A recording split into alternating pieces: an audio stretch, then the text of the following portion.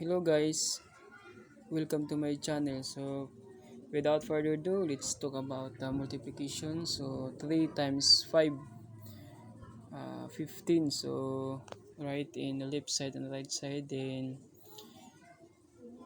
1 plus 5, 6. So right in the middle. So therefore the answer is 165.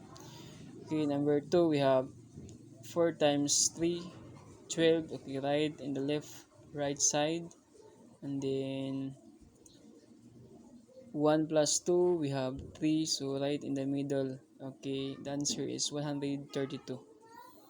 So, okay, number 3, 55 times 2. So, again, the same goes. 5 times 2, 10. Then, write 1, 0 in the left side and the right side also.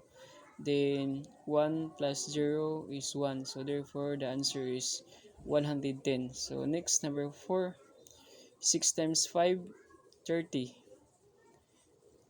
Then again, plus 3 plus 0, 3. So therefore the answer is 330. The last one, we have 77 times 3. So the same process, 7 times 3, 21. Then 2 plus 1, 3. So the answer is 231. So thank you for watching.